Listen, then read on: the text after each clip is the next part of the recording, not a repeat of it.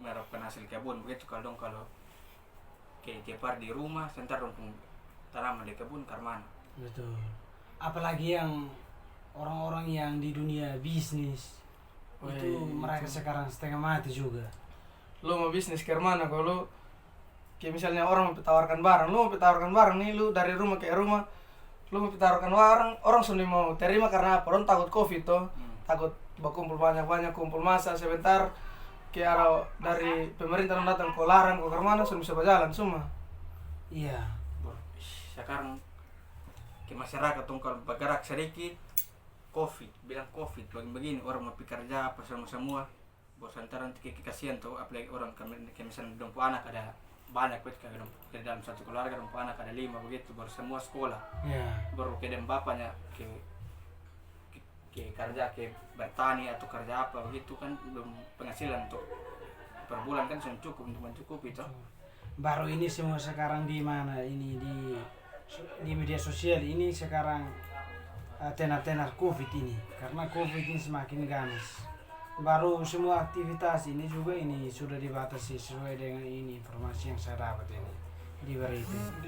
Jadi otomatis ekonomi ini tingkat pendapatan ekonomi ini semua setengah mati, krisis.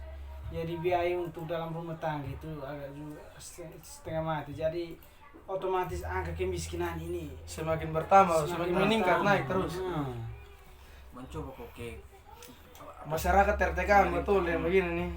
Pemerintah tahu begini dong kasih solusi apa ke bantuan begitu untuk tapi bantuan sekarang kan kayak misalnya dong kasih bantuan tapi harus ada syarat-syarat tertentu memenuhi begitu kan apa ke masyarakat di sini yang sekarang kan ke covid begini kan uang sudah ada, orang mau isi paket ke mana untuk mengakses itu informasi untuk dapat bantuan ke mana baru setengah mati. Jadi sekarang kan misalkan ada yang sistem pakai orang dalam, misalkan kalau kita tidak ada orang dalam berarti kita tidak dapat. Ini juga jadi masalah.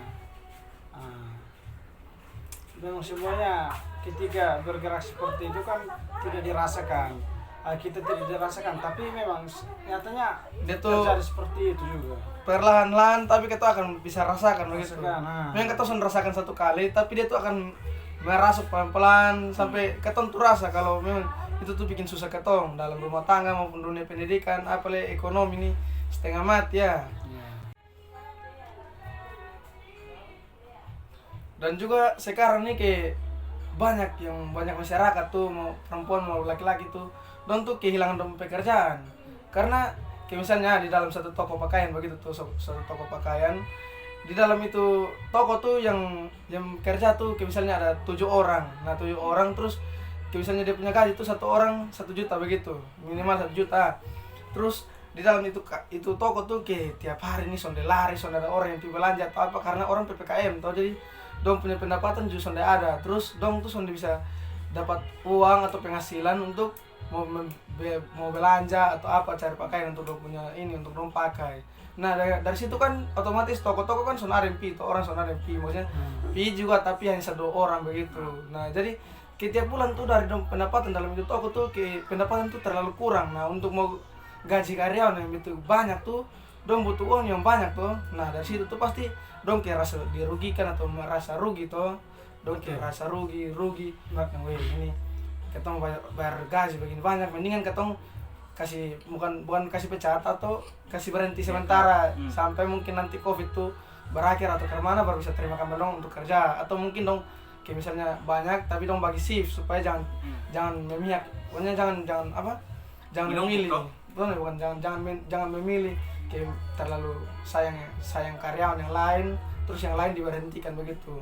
Kasihan juga dong juga ada kayak satu kebutuhan yang memaksa dong tuh untuk bekerja dan mendapatkan uang begitu. Jadi kayak kasihan dong juga karyawan banyak yang berhenti apa semua. Itu juga cerita itu sama persis kemarin dulu kan punya tetangga tuh. Diberhentikan karena begitu. Ke dalam mereka punya toko itu ada 20 orang. 20 orang baru pemasukannya kurang dibanding pengeluaran untuk digaji setiap bulan. Akhirnya saya punya tetangga itu dikeluarkan. Padahal selama ini kan dia sudah kerja 3 tahun. Baru itu dia anggap dia punya pekerjaan pokok yang itu, baru dikeluarkan. sekarang dia setengah mati. Kemarin dulu mereka ada pi jual kayu kering untuk biaya yang punya mereka punya hidup. kau harus dong so anggap misalnya dong so anggap itu tuh dong mata pencarian yang utama begitu.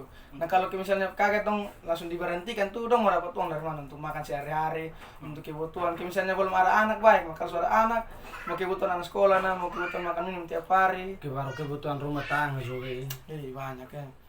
Begitu apalagi kalau misalnya orang sudah dipecat begitulah, nanti ujung-ujung nanti udah bisa curi, Betul. bisa rampok orang ke rumah. Soalnya kan Sampai yang baru-baru tuh itu kan ada di Kotongsan tuh ada satu orang pencuri kan? Wih, jadi dia kan pertama nih dia kerja di pabrik es di Bolok sana. Tapi gara-gara covid dia dikeluarkan, terus dia terpaksa mungkin kan dia anak tuh ada 3 orang anak sekolah semua tuh. Dia terpaksa dia curi anjing pakai racun nih. Terakhir orang tangkap terakhir baru dia kasih keterangan polisi mau karena dia besok dipecat dari pekerjaan. Itu anak mau butuh uang ini untuk makan, untuk sekolah, untuk apa semua. Dan terakhir dia jalan pintas begini. Makanya begitu juga yang mulai dari yang apa PKMB apa namanya PKM itu kan semua banyak yang kehilangan pekerjaan. Jadi misalkan kalau di kampung kan mereka masih artinya kita masih kebun. Tapi kalau misalkan kita di kota baru pakai cara seperti itu, kira-kira kita mau cari jalan keluarnya bagaimana? Kayak misalnya kalau orang-orang di kampung kan dong enak, dong mau ada penghasilan, terus ada penghasilan kan di kebun masing-masing kan ada tanam sayur, ada jagung apa. Jadi beras sonara bisa pakai jagung. Nah sayur sonara kalau di kota lu beras sonara harus dibeli pakai uang. Sayur sonara harus pakai uang untuk dibeli. Jadi lu apa semua tuh mengharapkan uang. Nah kalau sonara pekerjaan ketemu lingkar mana cuman. Makanya itu tuh yang bilang angka kemiskinan tuh semakin tinggi dan masyarakat tuh semakin tertekan oleh ini COVID nih. Ya. Makanya kalau misalkan kita mau lihat sampai kapan berakhirnya ini COVID agak susah karena istilahnya kita ini menunggu sesuatu yang tidak pasti. Karena kita tidak tahu bahwa tanggal sekian atau berhentinya tanggal sekian. Jadi kita ini tidak tahu. Baru kalau misalkan kita diistirahatkan dari toko atau apa segala macam untuk sambil menunggu berakhirnya ini COVID, berarti kita susah. Kalau misalkan kita lihat bahwa 4 tahun ke depan baru berakhirnya COVID, kira-kira kita mau dikemanakan? Apalagi misalkan ada keluarga, memang ada orang yang tinggal di kota, tetapi karena misalkan diberhentikan dari toko pekerjaan itu, dan pada saat itu dia punya anak kan sekolah di kota, kira-kira dia mau berpikir ke kampung juga karena dia punya anak sekolah. Terakhir dia pasrah begitu kan, misalkan dari faktor-faktor lainnya akan mendorong dia untuk pencuri hal-hal lain yang tidak diinginkan, dan terakhir dia bisa melakukan itu karena memang hal sekarang kira-kira mau buat bagaimana. Tersudut sonde tahu mau cari kerja ke mana, terus nanti tiap hari ketanya tahu ketemu mata pencarian tuh itu, nah ketemu basic di situ. Terus kayak misalnya berhentikan kaget atau apa begitu, ketemu kalang kabut orang bilang kalang kabut, so tahu mau bikin apa lah. Makanya ini bisa jadi juga. Ini kalau misalkan COVID terus bertambah, terus PPKM juga semakin bertambah, berarti kita jangan heran kalau misalkan pencuri di negeri kita ini sedang semakin bertambah. Karena ini semua kan terkikis oleh faktor ekonomi.